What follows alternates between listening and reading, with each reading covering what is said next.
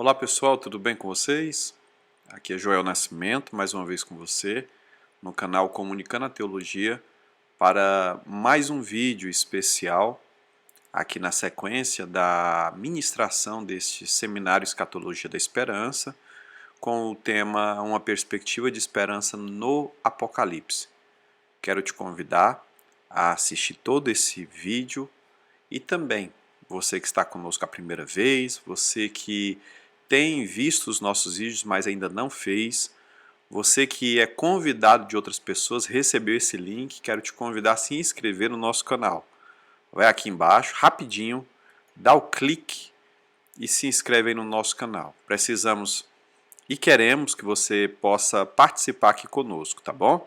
Vai ser muito importante a sua participação aqui nesse momento, tá bom?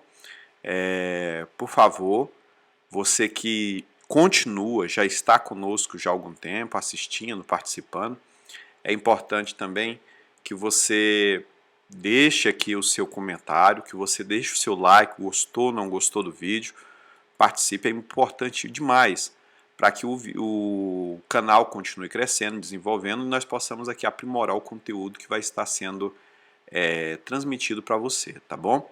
Você que já é aluno desse seminário, você que já está participando, quero convidar você, no momento que nós colocarmos a hashtag, você está comentando embaixo do vídeo. Ao finalizar a aula, por favor, deixe o seu comentário lá também dentro do grupo do Telegram. Coloque o seu comentário lá e com certeza nós teremos aí um feedback positivo ou negativo, sem problema algum.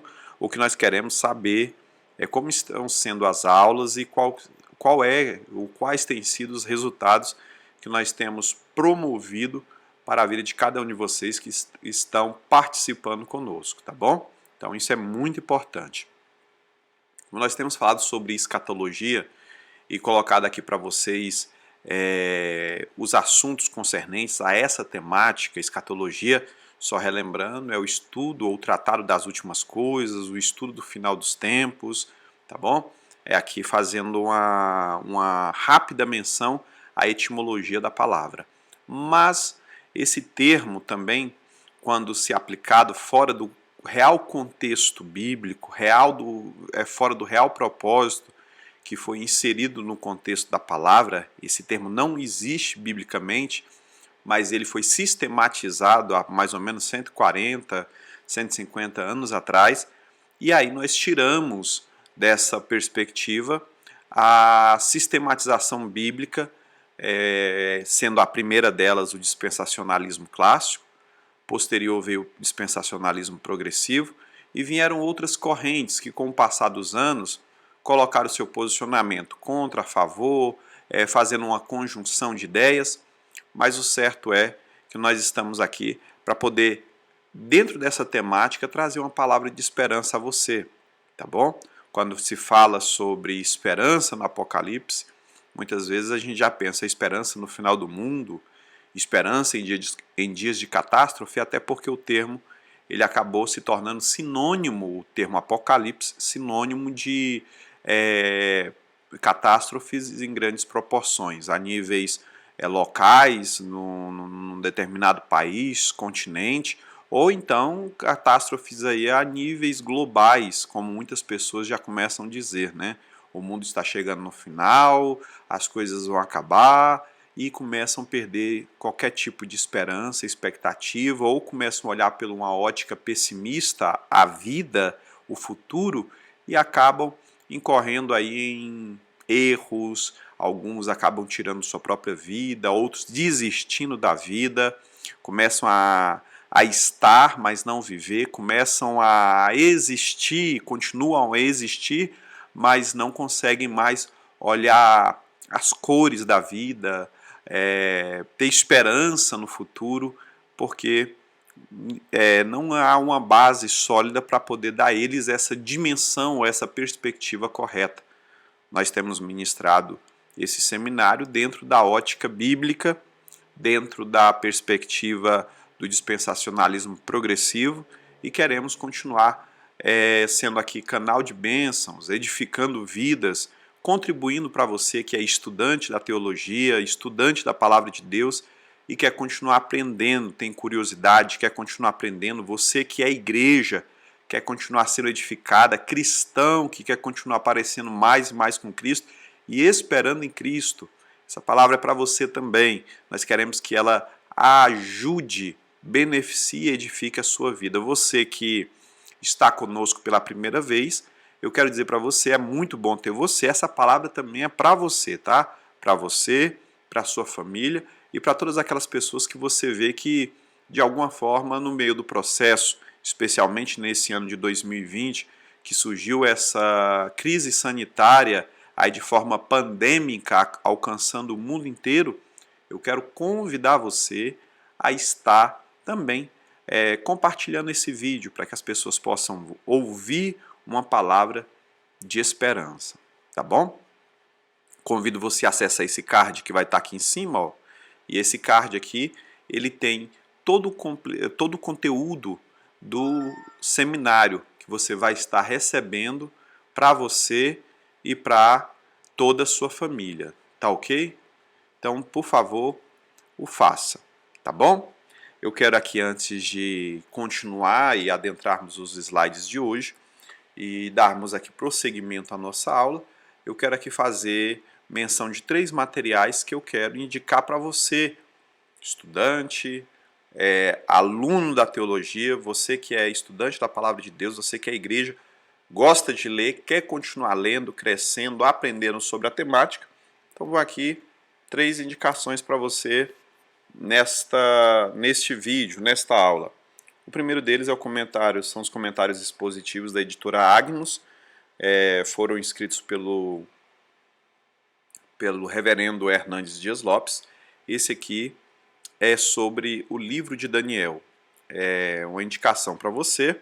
É bom lembrar que Daniel é considerado o Apocalipse do Antigo Testamento e há uma correlação direta entre os estudos do Apocalipse e o estudo do livro de Daniel. É impossível estudar escatologia isolando Daniel de Apocalipse, até porque há muitas figuras, simbologias, a aplicação literal de realidades que aconteceram lá e que são explicadas cá, tá bom?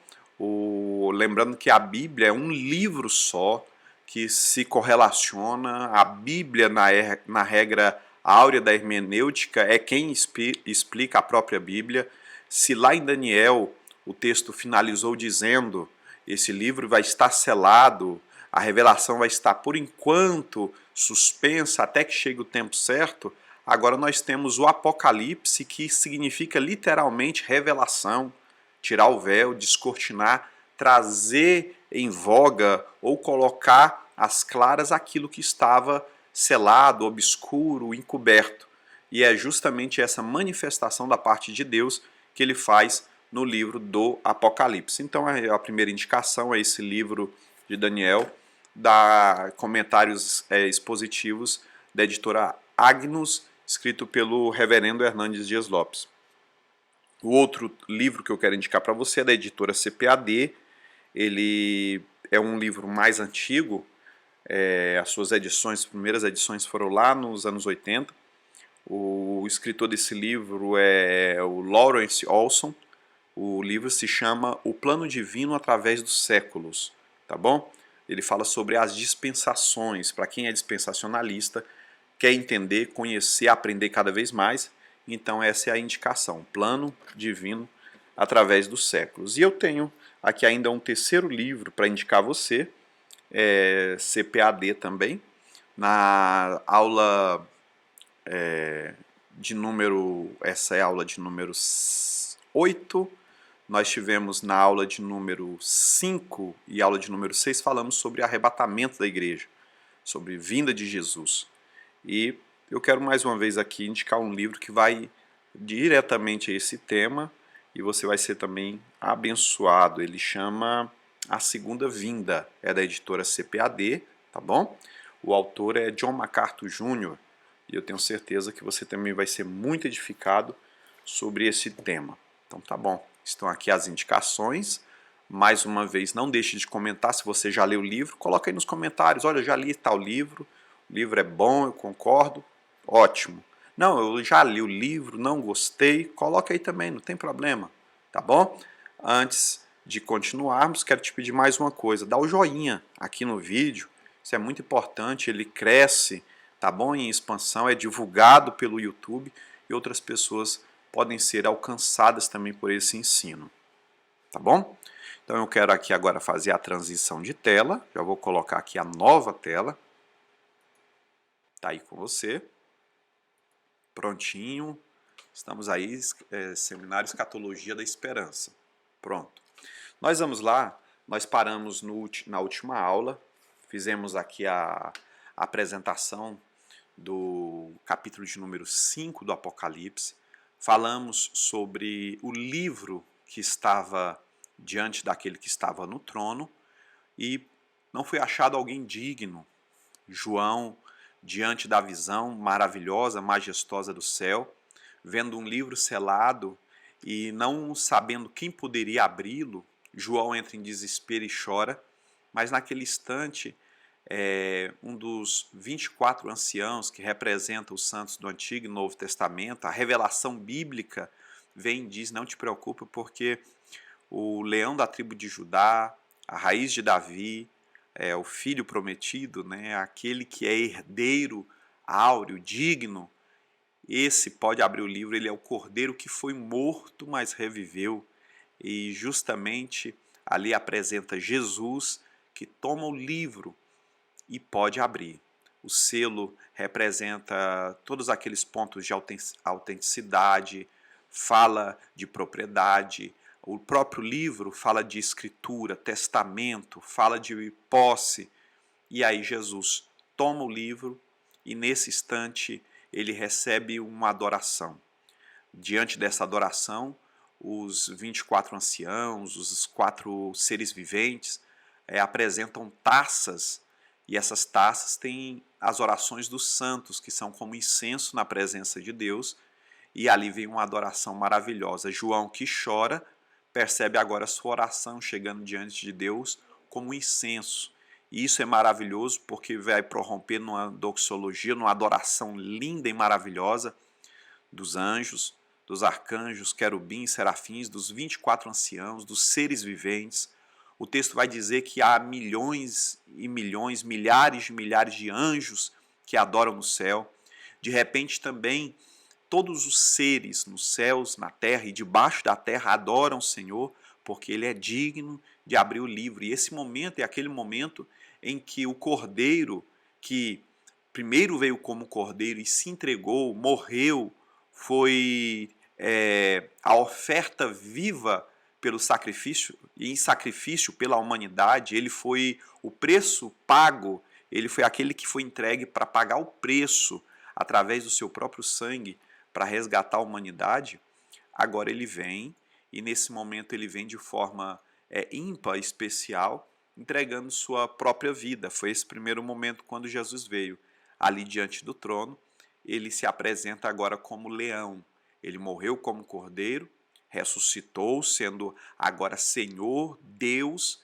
Ele agora tem a sua soberania atestada como aquele que vive e reina para todo sempre, aquele que venceu a morte, aquele que é a própria vida, aquele que está acima de todos, o leão da tribo de Judá. É uma ligação direta à promessa feita lá em Gênesis, capítulo de número 49, e há uma ligação direta entre a palavra que Jacó deu a Judá. Ele também chamado de a raiz de Davi, é uma ligação direta ao título messiânico de Cristo, que inclusive Bartimeu reconhece o chamando filho de Davi, porque era da descendência de Davi que viria o Messias e Jesus veio. Logo o texto está apontando que ele é digno, que ele tem um mérito, que ele pagou o preço, que ele é o parente remidor e que ele tem um direito de posse, de tomar essa escritura da terra, da humanidade em suas mãos e abrir os selos para declarar o que vai acontecer a seguir nesse espaço e nesse tempo em que é vindouro. Lembrando que nós estamos aqui utilizando a perspectiva do dispensacionalismo progressivo, em que nós acreditamos que a revelação do Apocalipse ela acontece de forma linear, textos após textos, e não de forma desorganizada, como muitos apontam. Vai lá, volta cá, vai lá e volta cá. E aí o negócio fica parecendo um ping-pong sem ordem nenhuma. E nós conseguimos observar a ordem, nós conseguimos entender o texto, nós conseguimos entender as correlações, nós conseguimos compreender que a forma progressiva que o texto se desenvolve, ele faz trazendo a correta manifestação daquilo que o Espírito Santo quis revelar ao homem, à humanidade, bem como Cristo fez quando trouxe essa revelação a João enquanto na ilha de Patmos. Tá bom? Então nós vamos lá para o capítulo de número 6. Eu quero aqui colocar o primeiro slide já dizendo aqui o que acontece a seguir, né? Vem aqui a grande tribulação, vai iniciar um processo desafiador. Lembrando que a grande tribulação ela é chamada desse jeito por um período de grande aperto que a humanidade vai passar na face da Terra. Ela vai acontecer justamente naquela que é chamado lá no livro de Daniel de a 70ª semana de Daniel. Isso dentro da perspectiva da escatologia fala de uma semana de 7 anos. Então há um espaço correto de 7 anos que ainda precisa se desenvolver. Lembrando que aquelas 70 semanas de Daniel, elas referem-se a um tratamento de Deus sobre a nação de Israel. Quando Jesus Cristo veio a primeira vez, ele veio para os que eram seus, a nação de Israel, e os seus não receberam. Naquele espaço entre a 79ª, a 69ª semana, que dá justamente quando Cristo morre, e ali depois de 3 dias ele ressuscita, finaliza a 69ª e inicia-se um novo período chamado dispensação da graça. E nessa dispensação da graça, o Senhor agora vai tratar, através da igreja, a humanidade. Se lá no Antigo Testamento, Deus usava de força centrípeta através do agir dele na nação de Israel, sendo Israel a luz das nações, para que as nações olhassem para Israel e desejassem um Deus de Israel, por isso que o Senhor dava palavras que o estrangeiro deveria ser bem recebido, e aquele estrangeiro que viesse, quisesse se tornar judeu, ele poderia. É uma diferença entre ser israelita e ser judeu. O israelita era aquele que nascia na nação, mas o judeu era aquele que praticava o judaísmo, aquele que tinha e se convertia aos valores, às doutrinas, ao ensinamento da lei dada a Moisés.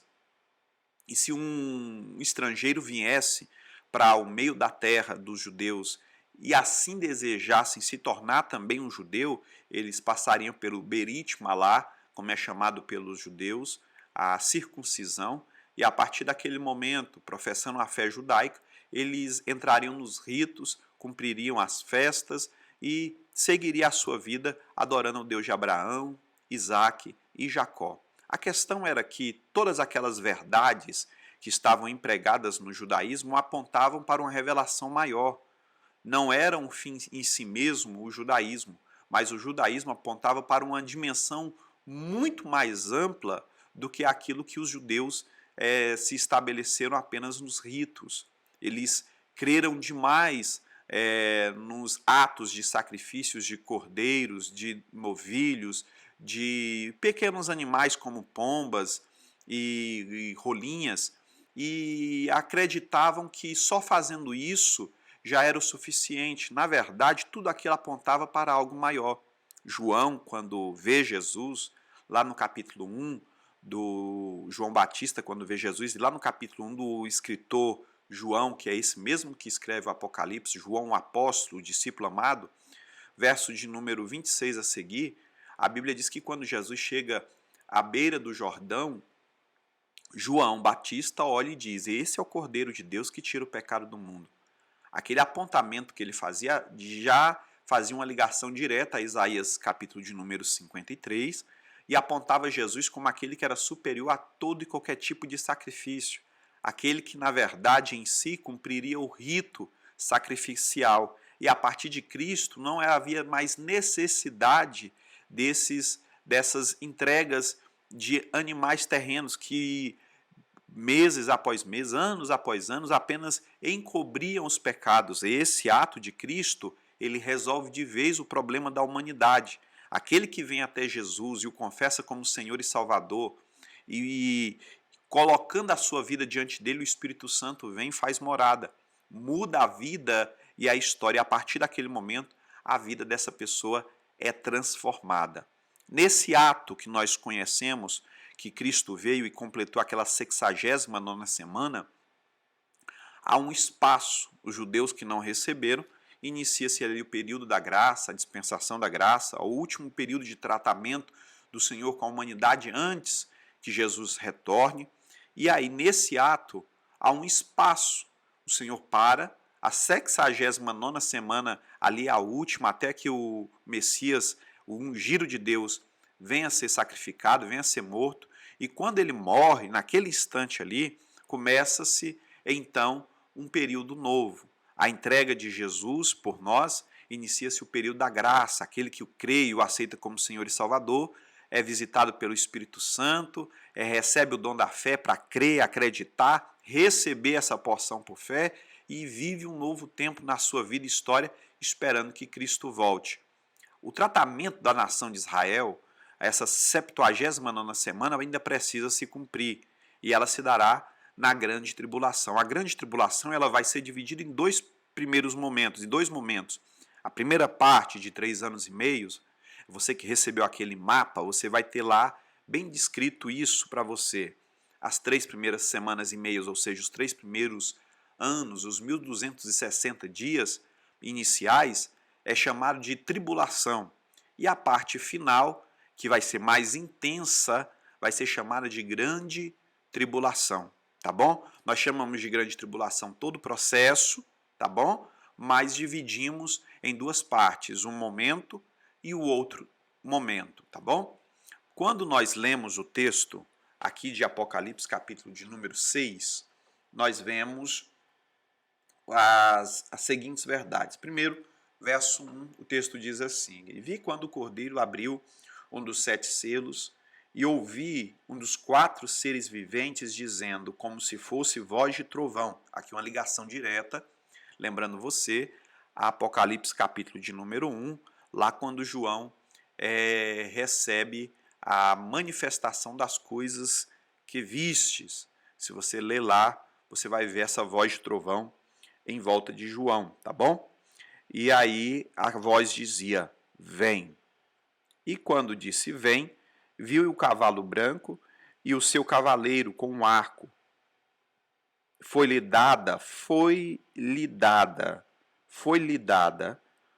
uma coroa, e ele saiu vencendo para vencer. Vencendo para vencer. Aqui, quando nós observamos, eu vou colocar aqui uma imagem para que você entenda pelo menos uma parte do que está acontecendo. Alguns chegam a traduzir que este cavaleiro ele pode ser Jesus, tá bom? Outros traduzem como ele sendo o evangelho que vai crescer nesse período de tribulação. Existem várias perspectivas sobre qual seria esse entendimento. O dispensacionalismo progressivo e o dispensacionalismo clássico, e ainda outras perspectivas, acreditam que esse cavaleiro branco, aqui de Apocalipse capítulo 6, ele é aqui a autoridade, ele vai ser o líder que pode surgir de uma nação, como ele vai poder também surgir de um meio de uma organização, e vai ser aqui a personificação do anticristo. Anticristo, o termo significa contrário a Cristo.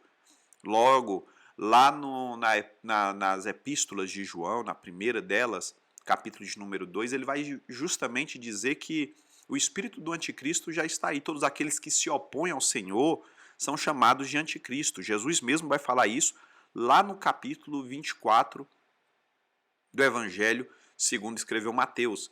Agora, é importante aqui dizer para você algo que Jesus já havia anunciado que viriam. João também está dizendo, Mas vai chegar um tempo em que vai haver uma personificação.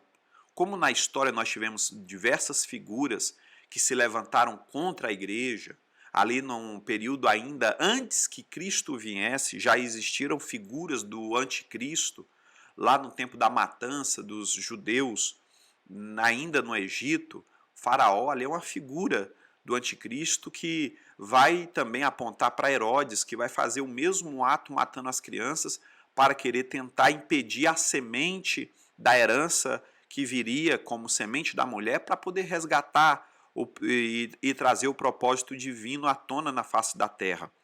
Nós também temos outro exemplo que é dado ali no período chamado período interbíblico, em que surge um dos generais que se torna também imperador, pelo menos de uma parte do império dividido de Alexandre o Grande, no período interbíblico, aqui no 3º século antes de Jesus, chamado Antíoco Epifânio.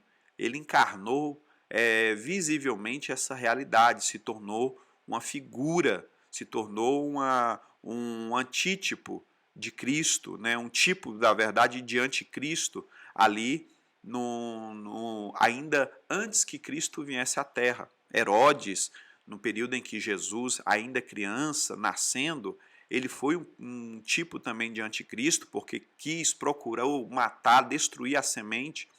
Nós temos, ainda no contexto da história dos Césares de Roma, que tentaram seguir, matar essa semente.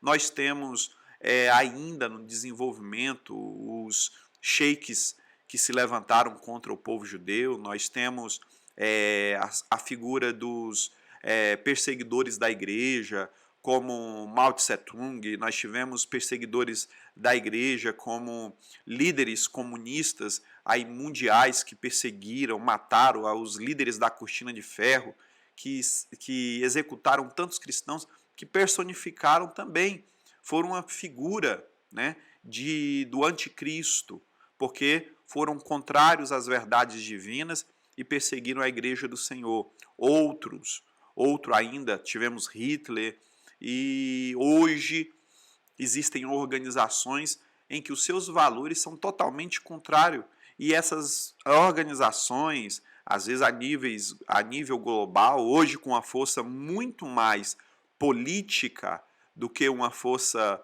vamos dizer, tratando muito mais no campo da política do que numa força bruta em si, tentando anular os valores da igreja, os valores da família, os valores da fé, tentando calar aqueles que propagam a verdade divina. Justamente eles se enquadram dentro dessa perspectiva. Só que vai chegar um dia, e esse período da grande tribulação, o cordeiro sentado, ele abrindo o selo, vai haver o início desse momento. Lembrando que a igreja está arrebatada, a igreja está com o Senhor no céu, João está tendo essa perspectiva, logo a igreja não vai estar aqui. O anticristo vem, olha só as características, o cavalo é branco, ali propaga, né, divulga uma falsa paz. Também na cabeça dele, o texto bíblico vai dizer que ele tem uma coroa, lhe é dada uma coroa, ou seja, a autoridade que ele recebe não é dele mesmo, ele não veio com a coroa, lhe é dado, ou seja, nesse período da grande tribulação, ele vai se levantar e vai ter sim essa autoridade, mas essa autoridade que é dada, essa autoridade que lhe é outorgada para agir nesse momento. Outra questão é que ele vai ter um arco nas suas mãos. O arco fala de tiro, fala de força, fala da capacidade de alcançar um grande espaço. E aí a gente fala da ação dele, o poder dele, que vai ser a nível global. Mas o arco ele não é como um tiro de uma arma automática que sai, dispara de um canto e já alcança outro. É lógico que nós vamos ver aqui na perspectiva e na visão que João teve dentro da sua cosmologia, dentro da sua visão, da sua cosmovisão, não cosmologia, dentro da sua cosmovisão, da sua visão de mundo ali no 1º século. Quando ele olha para esse cavaleiro e vê esse arco nas suas mãos, ele está vendo literalmente que a sua autoridade, a autoridade que ele tem, lhe é dada, lhe é concedida, a força que ele tem é de um longo alcance, mas não alcança tudo. Ou seja, haverão dimensões em que o anticristo vai trabalhar, ele vai ter poder, mas não lhe é dado todo o poder. Todo o poder está nas mãos do verdadeiro Cristo, é o que diz a palavra de Deus lá em Mateus, capítulo de número 28. Agora, nesse tempo, ele vai sair, olha o texto bíblico que ele diz, vencendo para vencer. Ele vai ser colocado como aquele que vai trazer soluções. Ele vai ser colocado como aquele que vai ter poder para resolver várias coisas. Vai ser um líder que vai ser levantado para resolver os problemas, principais problemas atuais, a fome, acabando aí com a miséria, aí já entra na questão também econômica, resolvendo a questão da diferença monetária entre países e países. Hoje o mundo que trabalha e se desenvolve muito mais aí dentro de uma perspectiva, vamos dizer, na sua economia, observando o valor e essa área da economia, ela é controlada ali pela valorização ou desvalorização da sua moeda mais forte, que é o dólar americano. Vai chegar um tempo em que não vai ser esse dinheiro, ele vai trazer outra solução. A gente poderia especular aqui falando de bitcoins, poderia especular aqui falando de moedas eletrônicas. Surgiu aí agora o Pix, que você resolve sem pagar IOF, você faz transferências sem desgaste econômico. Qual vai ser a forma? Serão créditos eletrônicos? Como é que isso vai acontecer? Nós poderemos especular aqui de várias formas. Como vai ser literalmente, como é que a humanidade vai viver isso, eu não sei te falar o certo. Eu só sei te falar que a humanidade já caminha para isso. A humanidade já carece de um grande líder. A humanidade já carece de um grande regente, de alguém que vai surgir aí recebendo autoridade, que vai ter um nível de alcance global, embora que limitado em algumas dimensões.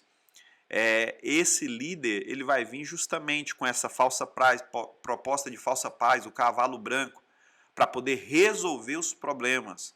Quais seriam os problemas mais? O problema da religião, né? E aí tem existe a promessa da reconstrução do templo lá em Israel, e para poder resolver isso precisaria se resolver a questão da religião, porque o local da construção do templo, onde ele foi destruído, foi construído uma mesquita muçulmana, lá chamada também de Domo da Rocha, a mesquita de Omar.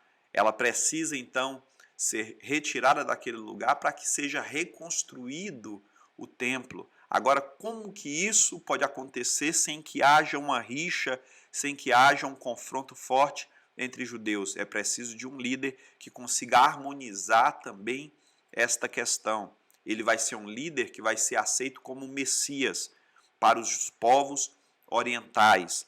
Esse líder ele vai vir para resolver os problemas políticos, econômicos, religiosos, os problemas sociais, essa falsa paz. Os primeiros 3 anos e meio que chamamos de tribulação, porque os seres humanos vão estar na terra não pela regência do Espírito Santo, e nem mais pela atuação direta da igreja, porque a igreja vai estar no céu com o Senhor. Eles vão estar já nesse período entregues às mãos desse líder.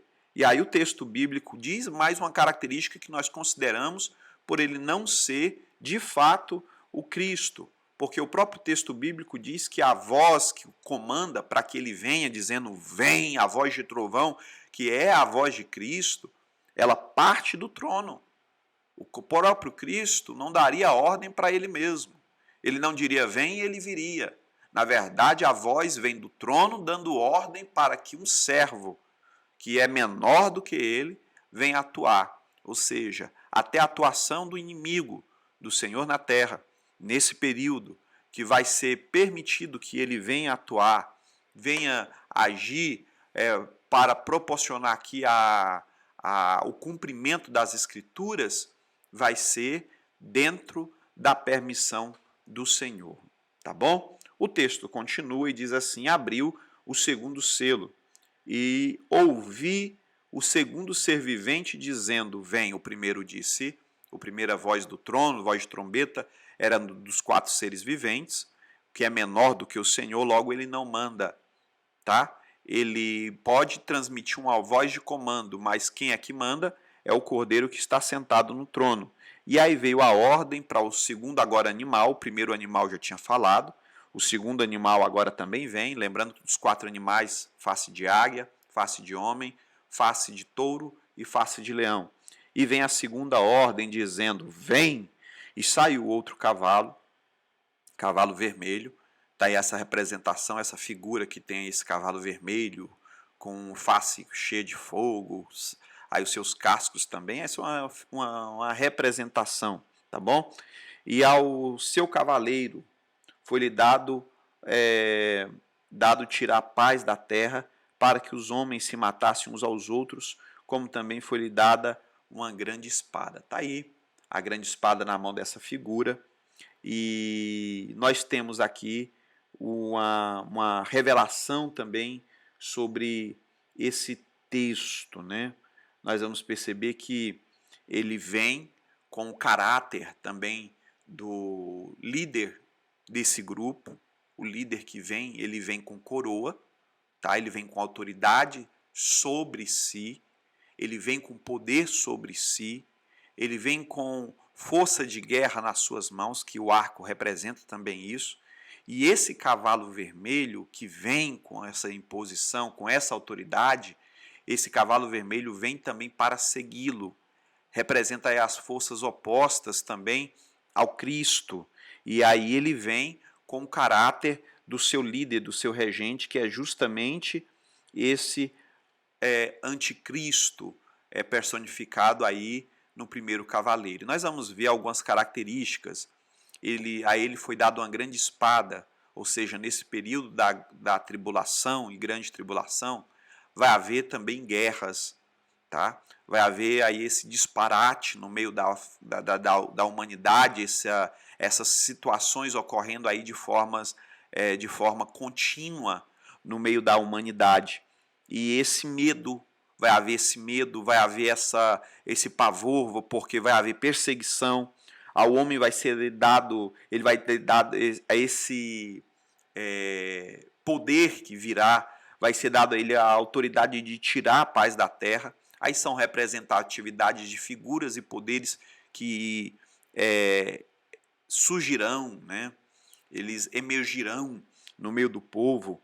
E aí fala justamente da atuação contrária, aí fala daquele que se levanta, a cor vermelha representa justamente o sangue, representa justamente a guerra, é justamente esse desejo de dominar, destruir, que já rege o coração dos homens, mas neste período ainda vai ser muito mais intenso. O texto bíblico diz que foi-lhe dado para tirar a paz e os homens matassem uns aos outros. Vai falar da intensidade de morte, perseguição, vai falar da guerra por um longo período, justamente nesse período inicial, que vai ser necessário, vai ser proclamada aí a necessidade de um grande líder.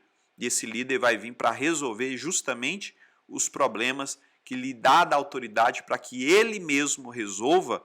Ele mesmo foi quem proporcionou. Ele vai ter a voz que vai dar o comando, ele vai criar a demanda e ele mesmo também vai propor a solução. Ele vai ter autoridade sobre este cavaleiro. E nesse período, e aí cavaleiro que nós estamos falando aqui, cada cavalo representa força, representa domínio, representa autoridade. Aí pode falar de exércitos, pode falar de nações, pode falar de organizações que estão aí puxadas mais para o lado da guerra, organizações que proclamam mais valores contrários aos valores da palavra, os valores do cristianismo, aos valores da família, aos valores daquilo que é certo. Nós estamos vivendo um período em que tudo que é contrário, às vezes é visto como melhor.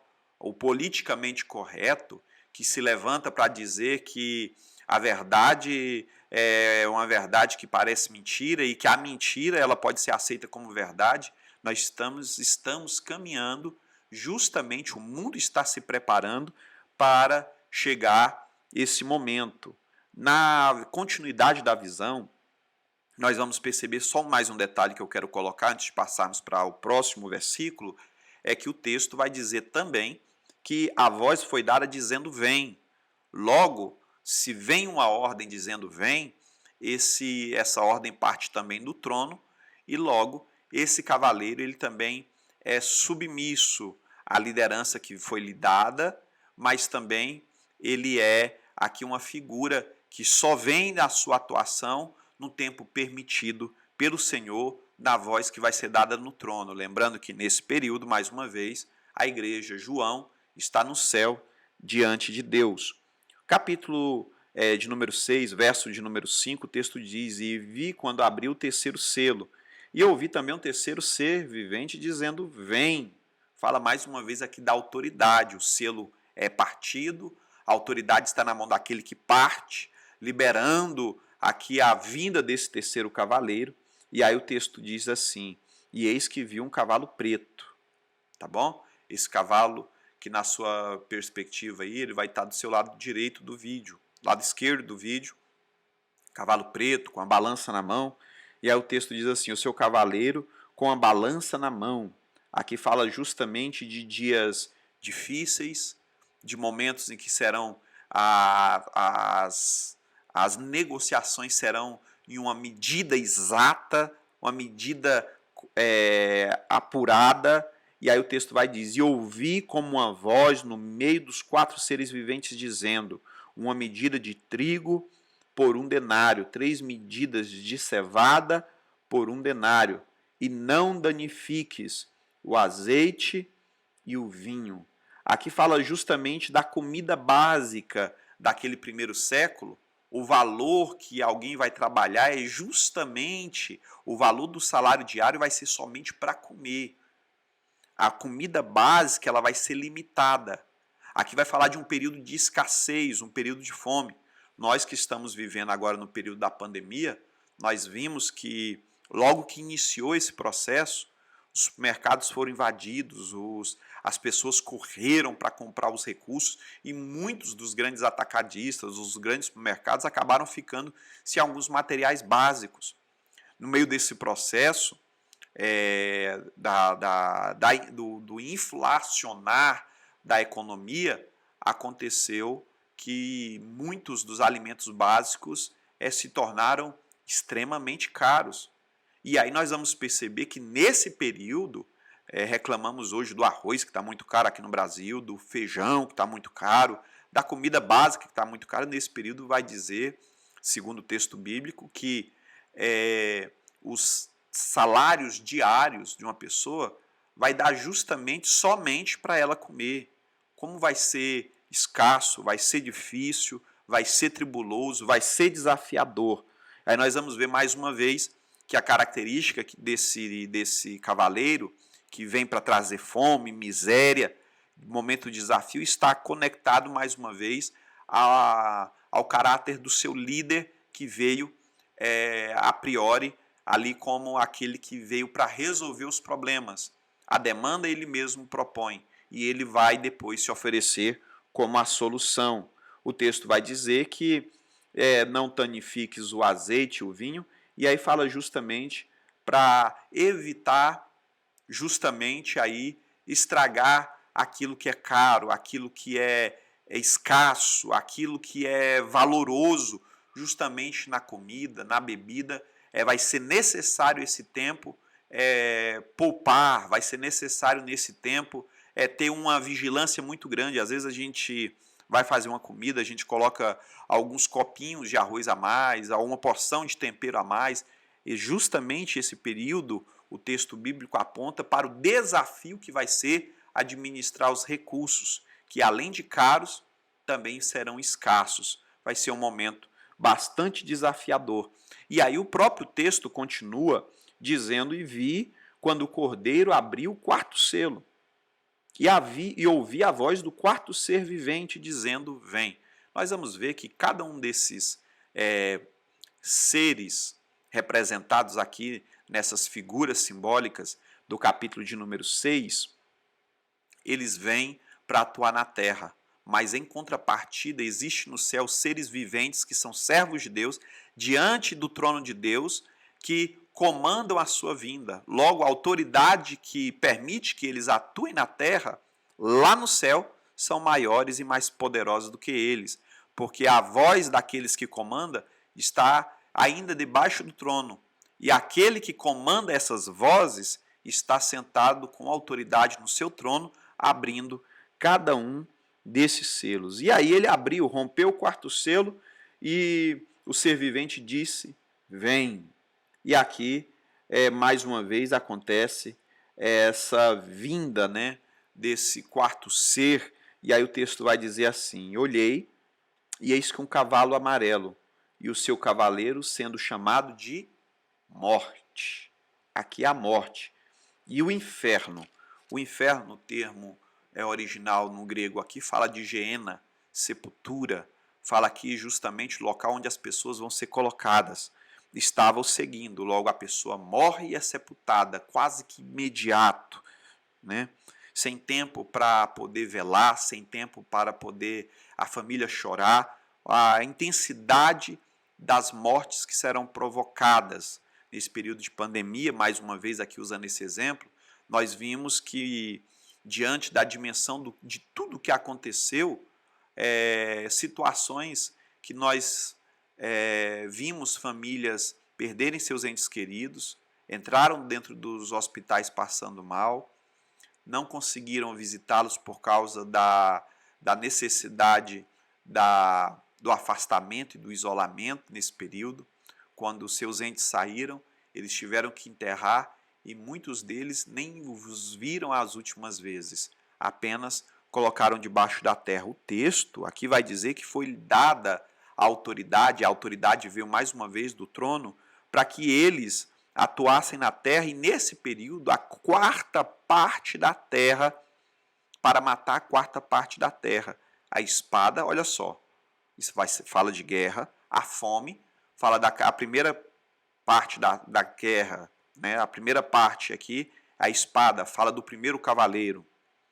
A segunda, fome, fala do segundo cavaleiro. E por mortandade, aqui vai falar também de pestes, vai falar de doenças, vai falar também que as feras, a própria natureza, vai se rebeliar contra também a humanidade de uma forma acentuada, né? A natureza perturbada, a natureza que clama pela redenção do seu Criador, vai se voltar contra os seres que estarão aqui, os seres humanos que estarão aqui. E aí as pessoas tentarão de alguma forma fugir da fome, fugir da guerra, fugir aí das mortandades, das pestes, fugirão para os campos, mas nos campos existirão as feras, e as feras se levantarão contra os homens. Você vê que como vai ser difícil esse período, vai ser desafiador esse período. A igreja no céu, a terra passando por essa situação, a autoridade dada por Deus para esse período, que é justamente aquele período da 70ª semana em que Deus vai tratar a nação de Israel, uma vez que a igreja está no céu, mas também tratar os povos gentios na face da terra.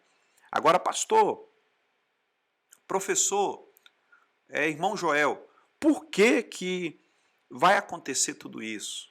Será que Deus é tão assim ruim para poder provocar tudo isso? Eu quero lhe levar ao entendimento da abertura do quinto selo. Porque ele abre o quinto selo, e o texto bíblico diz: e vi debaixo do altar. E aí eu quero mostrar aqui uma figura que vai bem representar isso. Debaixo do altar. Você vai ver aí uma representação do altar no céu. Esse altar fala do altar de incenso, fala das ofertas que eram dadas a Deus. E aí nós vamos ver uma grande multidão debaixo do altar. E o texto diz assim: e vi o quinto selo que se abriu, e debaixo do altar as almas daqueles que tinham sido mortos por causa da palavra de Deus, por causa do testemunho que sustentavam, e clamavam em grande voz, dizendo: até quando, ó soberano, santo, verdadeiro, não julgas nem vingas o nosso sangue dos que estão sobre a terra? Então a cada um deles foi dada uma vestidura branca, lhes puseram para repousar, ainda por um pouco de tempo, até que também se completasse o número dos seus conservos, que seriam mortos igualmente eles. Nós vamos perceber algo aqui interessante. A tribulação ela vai vir sobre a terra, e aqui vai ser mais um período do trabalhar de Deus com a humanidade. O Senhor vai apertar. Cada vez que o Senhor aperta o cerco na humanidade, o cinto na cintura da humanidade, o propósito de Deus é provocar no coração do homem o entendimento, é despertar na mente do ser humano o entendimento que eles precisam de Deus. Dias difíceis virão, dias desafiadores virão, mas o propósito de Deus é trazer o homem para perto de si. Nós vamos ver que depois da vinda dessa dada autoridade a esse líder que vai se levantar juntamente com os seus aliados e com seus conservos, essa autoridade sobre a guerra, autoridade sobre para provocar fome, aí fala da economia, para provocar essa sequência de mortandade sobre a face da terra e a própria natureza perturbada com isso. Nós vamos ver a seguir que a humanidade foi apertada, mas diante do altar de Deus já se levanta um grande grupo de pessoas que foram salvas, mortas, foram salvas, estão lavadas, remidas, purificadas com o sangue de Cristo e são recebidas como oferta diante do Senhor. Pastor, o que significa isso? Significa que, mesmo Deus apertando a humanidade na terra nesse período de tribulação, o propósito de Deus é levar almas para o céu. O desejo de Deus é que o homem se converta, se arrependa e que as pessoas possam conclamá-lo, declará-lo, dizer que só Ele é Senhor.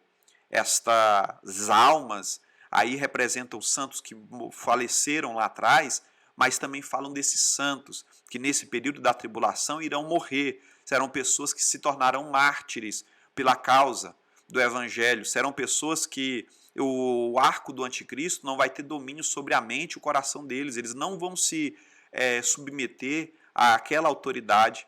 Eles vão ser contrários a esse governo, contrários a esse poder. Eles vão ser mortos pela guerra, serão mortos aí pela fome, serão mortos aí pelas mortandades, as pestes e pragas que virão, mas serão mártires entregues por esta causa e que serão aceitos no céu. Nós vamos ver no Apocalipse, e essa também é uma palavra de esperança que eu quero deixar para você, é que logo após uma grande sequência de apertos e tribulação aos homens, nós vamos ver chegando um grande grupo de salvos no céu.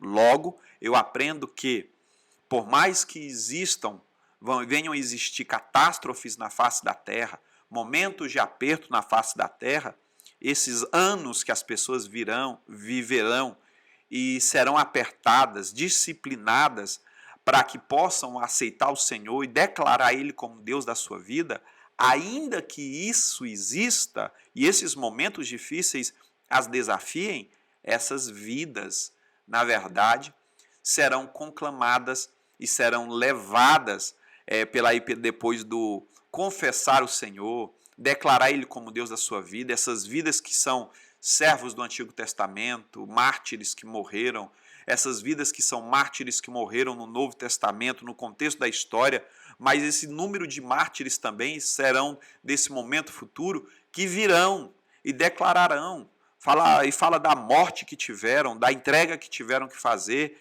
desse momento em que quem vai estar aqui vai ter que morrer e a morte que estes enfrentarão será uma morte desafiadora, dolorosa.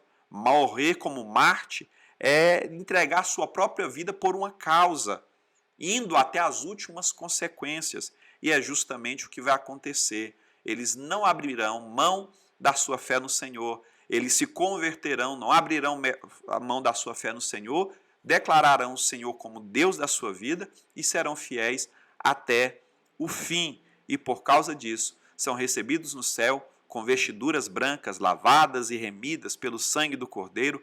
Fala da posição de santidade. Debaixo do altar fala que são recebidos como oferta para a honra e glória do Senhor, como sacrifício dado diante do Senhor, e que o Senhor os recebe com cheiro bom e lhes é dado descanso, uma vez que eles padeceram na terra, sofreram na terra as crises, as guerras, as mortandades, as pestes, mas o Senhor está dizendo, olha, a história da humanidade ainda caminha para um desfecho, eu ainda estou trabalhando e esse número ainda vai aumentar. O Senhor está falando da sequência das situações que virão a seguir no Apocalipse. A seguir, aqui ainda nós vamos ver que o verso de número 12 vai dizer, e vi quando o Cordeiro abriu o sexto selo, né?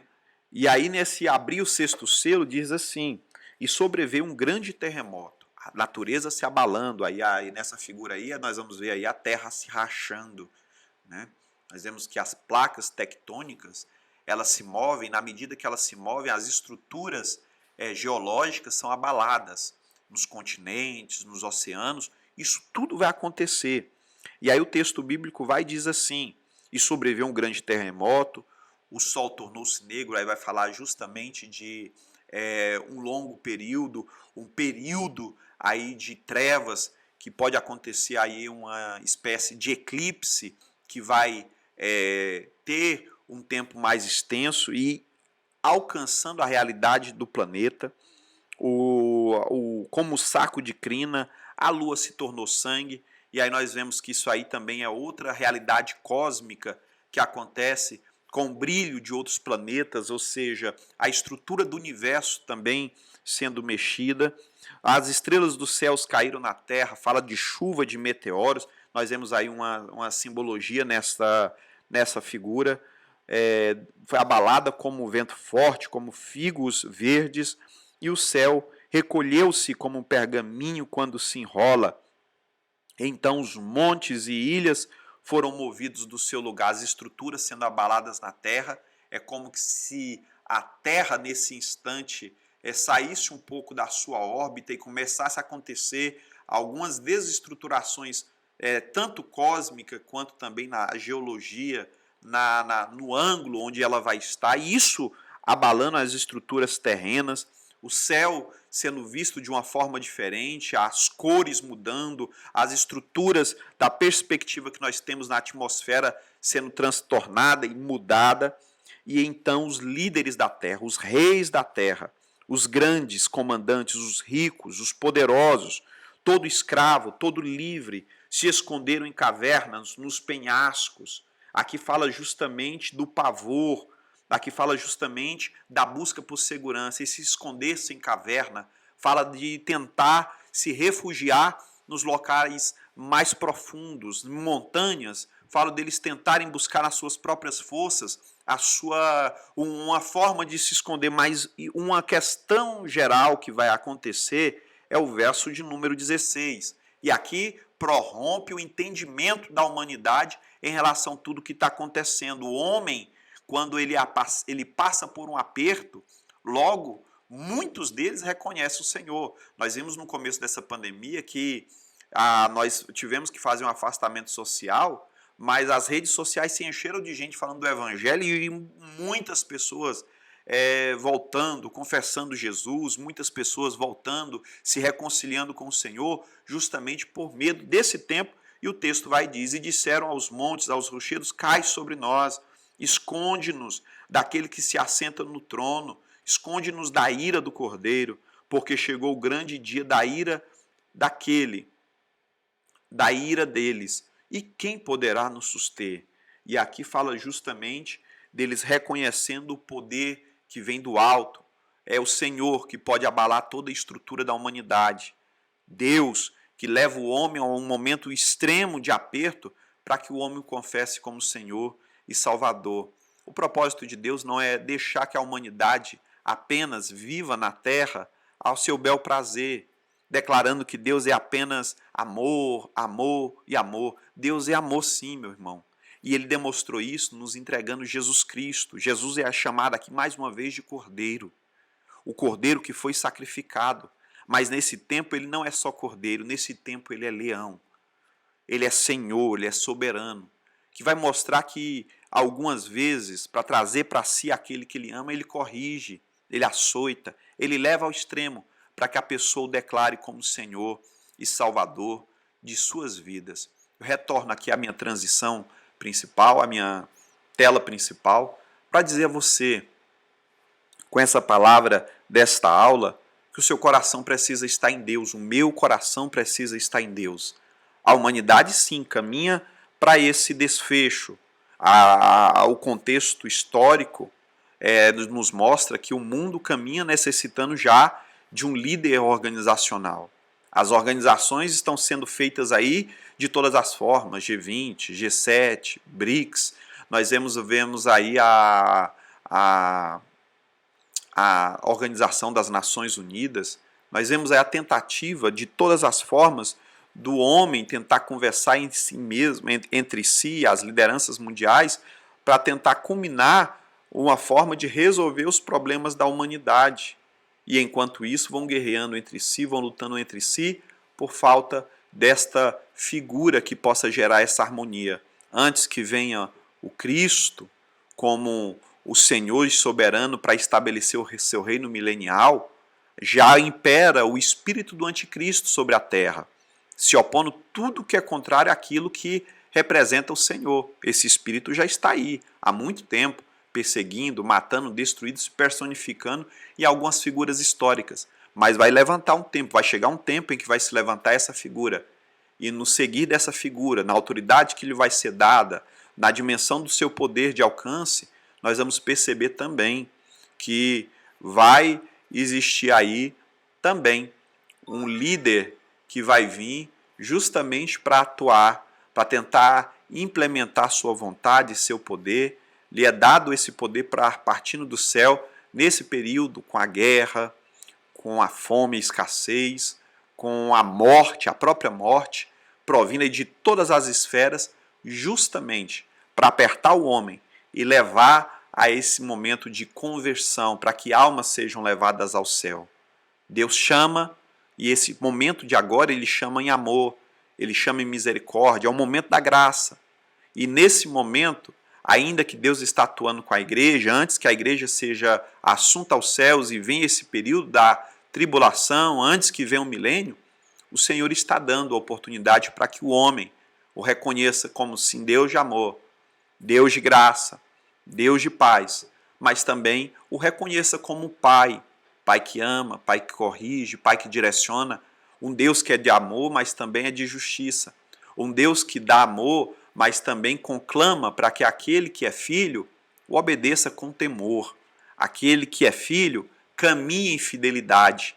Ele é amor, mas é um pai que em amor dá limites. Assim como disse a terra, disse aos mares, não ultrapasse para a terra, toda vez que há ultrapassagem de limites, há destruição, tanto da terra para com o mar, quando os dejetos da terra são lançados no mar, a destruição, quanto o mar avança para a terra, com maremotos, tsunamis, acabam acontecendo também aí destruições. Ou seja, quando ultrapassamos limites, há sempre prejuízos. Nós precisamos entender tudo isso que o Senhor fala.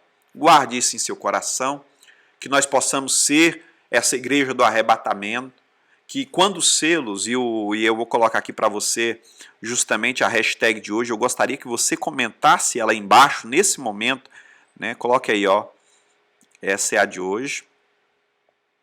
Deixa eu ver se eu pego ela aqui rapidinho, pronto, coloquei. Comente ela aí, ó, a abertura dos selos, tá bom? Comente ela aí embaixo, assista esses outros vídeos que vão estar no card aí com você. Você que ainda não se inscreveu, se inscreva no canal. Gostou do vídeo? Deixa o seu joinha, muito importante. Vai aqui embaixo na mãozinha, ó, e clica lá gostei, tá bom? E deixa o seu comentário. Vai ser muito importante. Que Deus te abençoe, te fortaleça, favoreça, te encha de esperança, entendendo que você é o povo que o Senhor vai levar para o céu e que é mesmo que o mundo passe por momentos difíceis e desafiadores futuramente, o propósito de Deus é levar uma grande porção da humanidade para o céu, para que essa não se perca de forma alguma. O propósito de Deus sempre é salvação, tá bom? O selo se abre porque o Senhor quer resgatar para si a humanidade que um dia se perdeu no pecado. O selo se abre porque aquele que é o parente remidor, ele tem o direito de tomar posse da terra. E isso vai ser demonstrado de forma clara nas porções a seguir. Que Deus te abençoe, Deus te guarde. Eu te aguardo na próxima aula, em nome de Jesus. Até mais.